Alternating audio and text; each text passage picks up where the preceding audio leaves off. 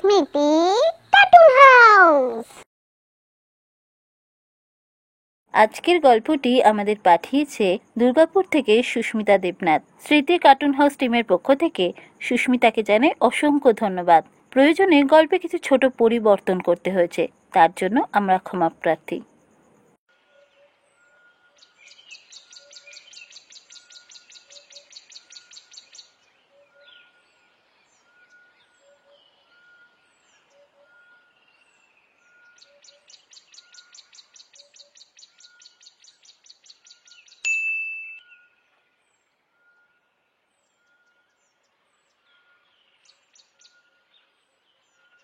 আরে, এটা তো সেই কোম্পানির মেসেজ না, যে কোম্পানিতে সেদিন ইন্টারভিউ দিতে গিয়েছিলাম। কি পাঠালো দেখি তো, চাকরিটা কি হয়ে গেল?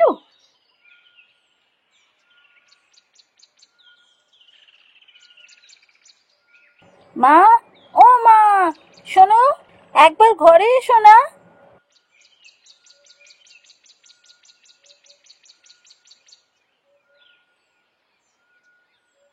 কি হলোটা কি? এত চেঁচামেচি করছিস কেন?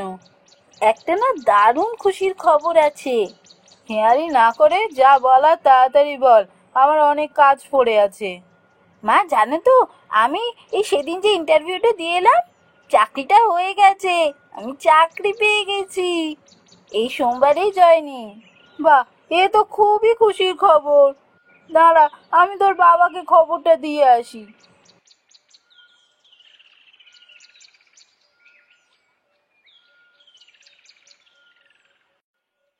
আমি সুস্মিতা। ইঞ্জিনিয়ারিং পড়া শেষ করে আমি অনেকগুলো কোম্পানিতে ইন্টারভিউ দিয়েছিলাম। একটা কোম্পানিতে আমার চাকরি হয়েছে। আমি আজ ভীষণ খুশি। এতদিন কখনো রোজগার করিনি, এই প্রথম রোজগার করব। কলেজে পড়তে শুনেছি যে চাকরি পাওয়ার পর নাকি ফ্রিডম আরো বেড়ে যায়। আমি তো ভীষণ এক্সাইটেড। আমার অফিসটা আমার বাড়ির কাছে, ওই আধ ঘন্টা হাঁটা পথ। একটা বিল্ডিং এর একটা ঘর ভাড়া নিয়ে আছে এই অফিস। বাকি ঘরগুলো অবশ্য অন্য কোনো অফিস বা পরিবার ভাড়া নিয়ে আছে। অফিস ঘরটা চিনতে আমার একটু অসুবিধা হলো না। লিফটে করে 3 তলায় উঠে ডান হাতে প্রথম দরজা। প্রথম দিন অফিসের মালিক নিজেই উপস্থিত ছিলেন আমাকে ওয়েলকাম করার জন্য। সুস্মিতা, আজ আপনার এই অফিসের প্রথম দিন। ও মনিকা, কাজকর্মর কাছ থেকেই আপনি বুঝে নেবেন। আমি অফিসে খুব একটা আসি না। আপনাদের দুজনের দায়িত্বেই রইল এই অফিস। এই অফিসটা একদম ছোটখাটো একটা অফিস। এমপ্লয় বলতে আমি আর আমার সাথে একজন আছে, তার নাম মনিকা। আমরা দুজনেই আছি এই অফিসে।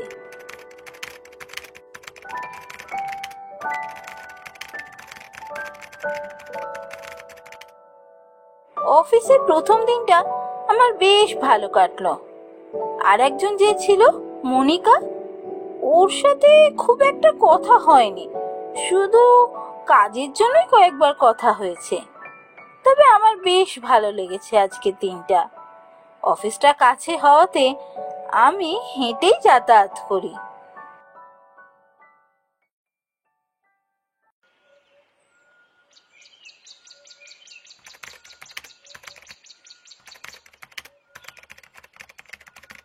প্রথম কয়েকটা দিন আমার বেশ ভালো কাটলো। এমনই একদিন আমি অফিসে বসে কাজ করছি, হঠাৎ আমার মনে হলো দরজার কাছে কে যেন দাঁড়িয়ে আছে। আমি তাড়াতাড়ি ঘুরে দেখলাম, কই, দরজার কাছে তো কেউ নেই। কিন্তু আমার যেন মনে হলো দরজার সামনে কেউ একজন দাঁড়িয়ে আছে। কি জানি, আমি নিশ্চয়ই ভুল দেখেছি।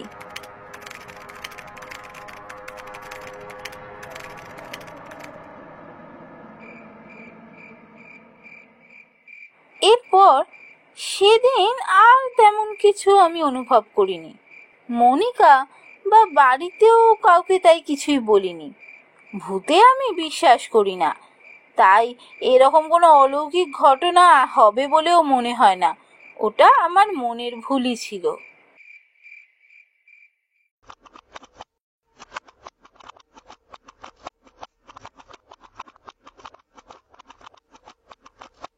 পরের দিনও আমি অফিসে বসে যখন কাজ করছি, কেমন যেন মনে হলো ঘরে কেউ একজন ঘুরে বেড়াচ্ছে।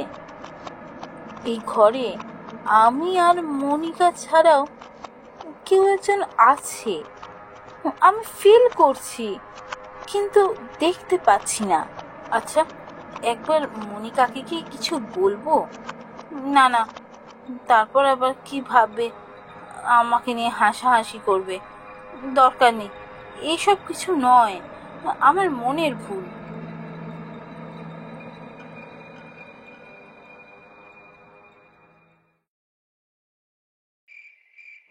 সেদিন অফিস শেষ করে যখন বাড়ির পথে রওনা দিলাম, বাড়ির কাছে এসে অফিসের ঘটনাগুলো মনে পড়তেই খুব ভয় লাগলো। আমি নিজেই দাঁড়িয়ে গেলাম। ঠিক করলাম অফিসে এই কদিন ধরে যে ঘটনাগুলো ঘটছে সেগুলো বাড়িতে সবাইকে জানাবো।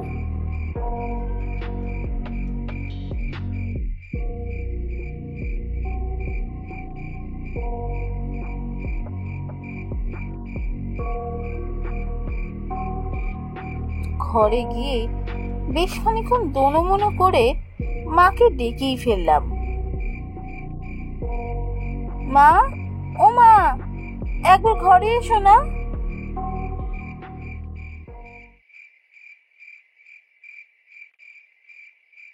কি হলো, অফিস থেকে ফিরে এত চেঁচামেচি করছিস কেন? মা আসার পরও মার সামনে দাঁড়িয়ে আমার গলা দিয়ে কোনো আওয়াজ বেরোলো না। মাকে কিচ্ছু বলতে পারলাম না। কি হলো, ডেকে দাঁড়িয়ে আছিস, কি বলবি বল? আমার কাজ আছে তো, এভাবে আমার দাঁড়িয়ে থাকলে চলবে? হ্যাঁ, মানে আমি বলছিলাম খিদে পেয়েছে, খাবার দেবে? তা এটা আলাদা করে বল আর কি আছে ডেকে? রোজই তো তোকে এই সময় খাবার দিই, হাত মুখ ধুয়ে চলে আয়।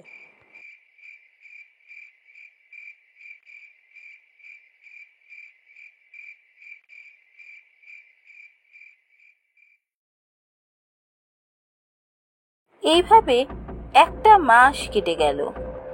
অফিসে ভৌতিক অভিজ্ঞতা প্রায় রোজই হয়। এখন মনিকা আর আমি খুব ভালো বন্ধু হয়ে গেছি। তাই একদিন আবার যখন মনে হলো দরজার পাশে কেউ দাঁড়িয়ে আছে আর পিছন ঘুরে কাউকেই দেখতে পেলাম না, তখন ঠিক করলাম মনিকাকে সমস্ত ঘটনা বলবো।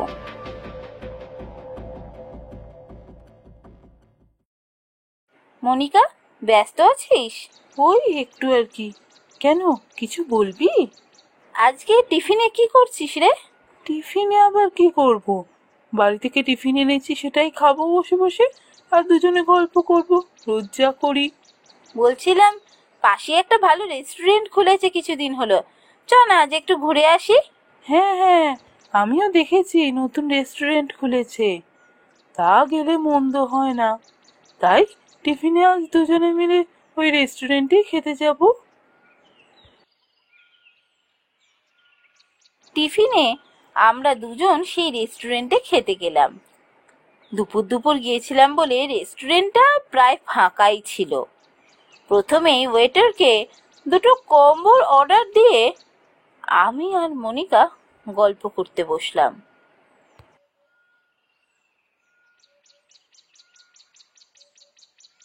মনিকা, জানিস তো, আমার না তোকে একটা কথা বলার আছে।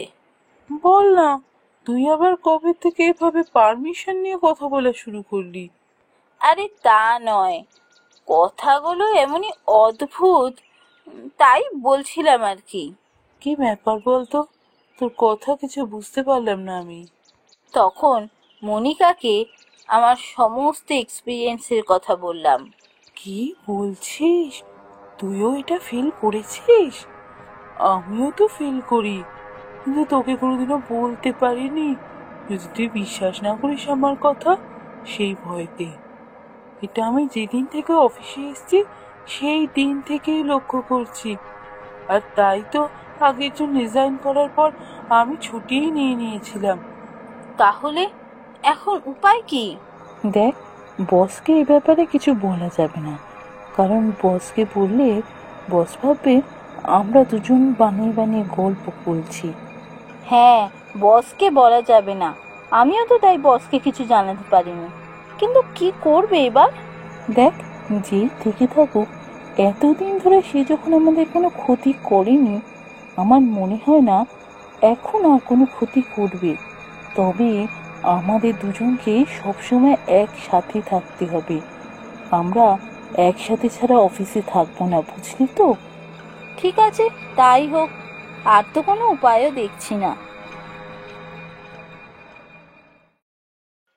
এইভাবে বেশ কয়েকটা দিন কেটে গেল। একদিন আমি যখন অফিস যাচ্ছি, হঠাৎ দেখলাম আমাদের অফিস রুমের ঠিক আগের রুমটার সামনে অনেক লোকজন দাঁড়িয়ে আছে। আচ্ছা দাদা, এখানে এত লোকজন কেন? কি হয়েছে এখানে? এখানে যিনি থাকেন তিনি আর সকাল থেকে দরজা খুলছেন না। অনেকেই এসে ডাকাডাকি করেছে, ধাক্কাধাক্কি করছে, কোনো সাড়া শব্দই পাওয়া যাচ্ছে না। সে কি, ভেতর থেকে কেউ আওয়াজ দিচ্ছে না? কেউ আবার বলছেন কি ম্যাডাম, থাকে তো একজন।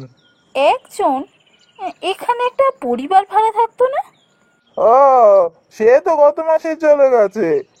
এ ঘরে 1 মাসের বেশি কোনো ভাড়া টেকে না। এখন তো ওই সদানন্দ জ্যোতিষ আছে না, সে ভাড়া নিয়েছে। রাত্রিটা তার অ্যাসিস্ট্যান্টই থাকতো এখানে, কিন্তু আজ সকাল থেকে ডাকাডাকি করা সত্ত্বেও দরজা খুলছে না। কে জানে কি হয়েছে। দেখলাম ঘরের দরজা ভাঙার চেষ্টা চলছে। আমি আর বেশিক্ষণ সেখানে না দাঁড়িয়ে আমাদের রুমে চলে গেলাম।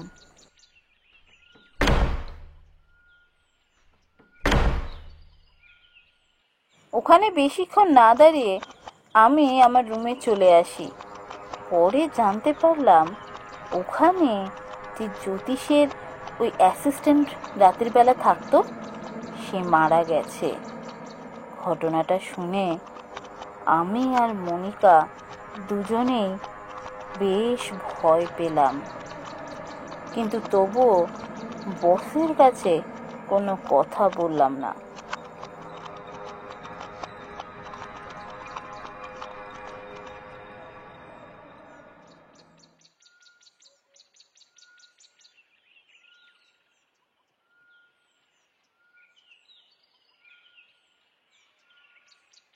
হ্যাঁ রে, তুই কি আজ অফিস যাবি না যাবি না? ভালো মেঘ করেছে কিন্তু, একটু দেখে শুনে বেরোস বাবা। আজকে ওয়েদার একদম ভালো নয়। না না, আমি অফিস যাব। ও বাবা, ওভাবে কামাই করলে চলবে? মেঘলা করেছে তো কি হয়েছে? আজ আবার শনিবার, কালকে রবিবার, ভালো করে ছুটি কাটাবো। আজকে অফিস যেতে হবে।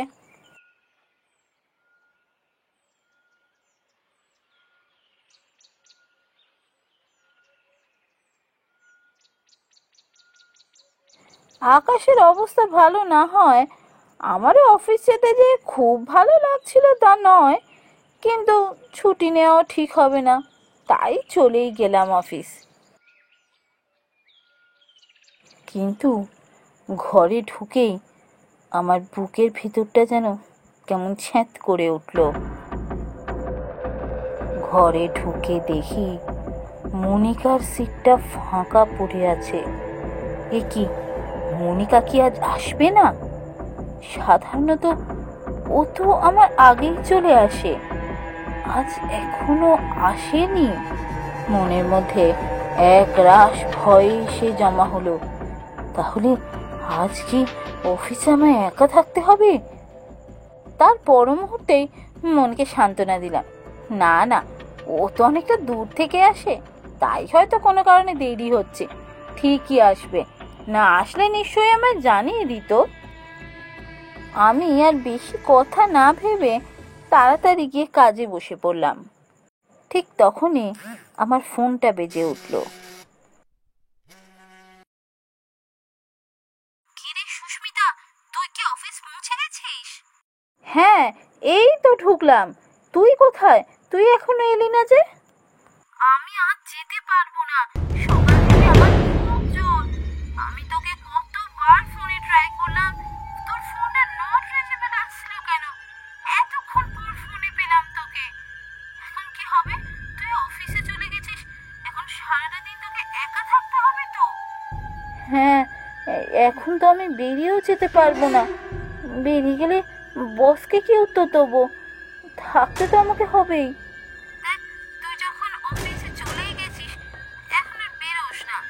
এক কাজ কর, টিফিনে নিয়ে আয়। বসকে বলবি তোর শরীরটা খুব খারাপ লাগছিল, তাই তুই টিফিনের পর বাড়ি চলে গেছিস। আকাশের অবস্থাও ভালো নয়, তুই একটু সাবধানে থাকিস কিন্তু। আমি তোকে বারবার ফোন করব। ফোনটা রেখে বেশি কথা না ভেবে কাজ শুরু করলাম। ঠিক করলাম মনিকা যেমনটি বলেছে তেমনটি করব। এরপর আমি কাজে মন দিই। অদ্ভুতভাবে সেদিন খুব একটা ভুতুড়ে উৎপাত হয়নি। আমি মন দিয়ে আমার কাজ করছিলাম।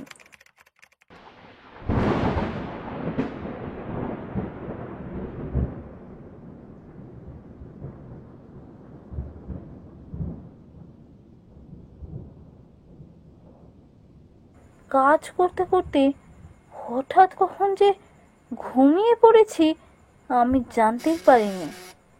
একটা আওয়াজে হঠাৎ আমার ঘুমটা ভেঙে গেল। চোখ খুলে চোখের সামনে আমি যা দেখলাম তা দেখে আমার হাত পা ঠান্ডা হয়ে গেল। দেখলাম আমার সামনে একটা বীভৎস মূর্তি হাওয়ায় ভেসে বেড়াচ্ছে। সকাল থেকে আমি এমনিতেই খুব ভয়তে ছিলাম, তার মধ্যে এমন দৃশ্য চোখের সামনে দেখতে পেয়ে আমি অজ্ঞান হয়ে মাটিতে পড়ে যাই। যখন অজ্ঞান হয়ে পড়ে যাচ্ছি তখন একটা বিকট হাসির শব্দ আমার কানে এলো।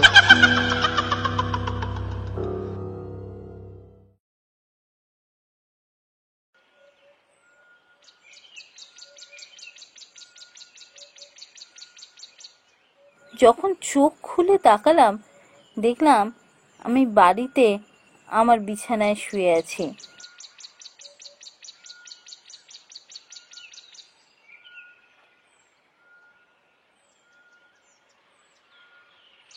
হ্যাঁ রে, কি হয়েছিল তোর?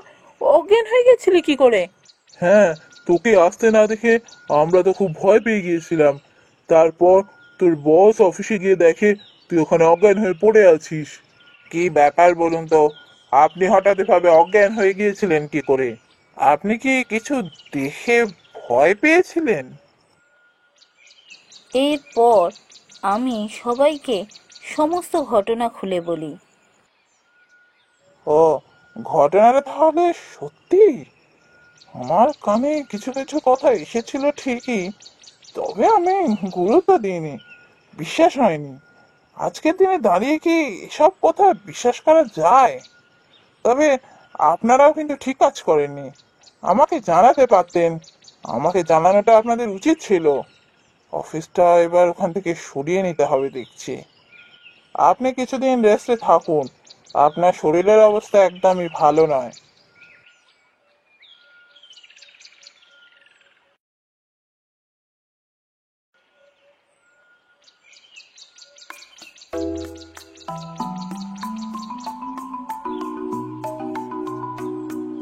দু সপ্তাহ পর আমি আবার অফিস জয়েন করি। আমাদের অফিসটা নতুন একটা জায়গায় শিফট করেছে। এটা আমার বাড়ি থেকে বেশ খানিকটা দূরে। মনিকাকে সেদিনকার সমস্ত ঘটনা জানাই।